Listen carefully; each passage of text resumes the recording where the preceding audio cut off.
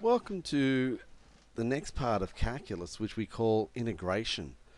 So, really important part, obviously, because it has a lot of applications that we use in everyday life. Well, not everyday life, but some people use it in everyday life because they need to use the integration to solve their problems. What is integration? Well, what we're looking at is integration is the reverse of differentiation. It's the opposite of differentiation. We have a number of, we call these things a number of things. Like one of them is going to be a primitive function. But no matter what you see, it's the same thing. Oftentimes, it's also called anti-differentiation. So, if you look at the word anti, then you'd understand that anti is the opposite. So, if you some texts will use it, and instead of calling it integration, they'll call it anti-differentiation, the opposite of differentiation. Firstly, what we want to do to have a look here, we want to consider the derivatives of the functions here because we want to play around with these soon. X squared plus 3 gives us the derivative function of 2x. X squared minus 10 gives us the derivative function of 2x. Y is equal to x squared is equal to, it gives us a derivative of 2x. Now remember, the derivative function is the gradient function, and what we want to do is basically start with our gradient function and work back. So if we remember our rules for it, using the rule for differentiation, we started with x to the power of n, so we brought our power down and multiplied by a power, and then subtracted 1 from the power. So if integration is going to be the opposite of differentiation, what we're going to do is go the opposite way, do the opposite operation. So if we start with the y dash for instance, taking the n as being x to the power of n, then the primitive, or the integration, so going backwards, will go the opposite operation. So the last thing we did with differentiation was subtract 1 from the power. So this time we're going to add 1 to the power first. And then the first thing we did with differentiation was bring the power down and multiply by the old power. Now we're going to divide by the new power. So that's our rule for integration when we've got x to the power of n. We add 1 to the power and divide by that new power.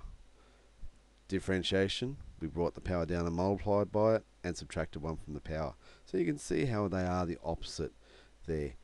We will also have this constant, and we'll hopefully see this soon, why we get this constant. But I won't make too much of a big deal about it now, but we'll have a look soon. What we want to look at now, I'm going to give you a chance to have a go at the table there.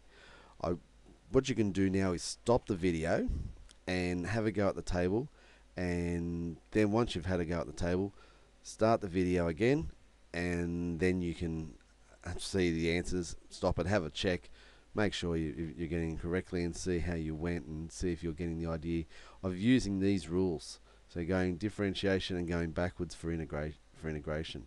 Okay, so stop the video now. Okay, hopefully you got the answers like this. So sorry about a bit messy. It was a little bit hard to write in there, but you should be able to check your answers, see if they are correct, and see what you're getting.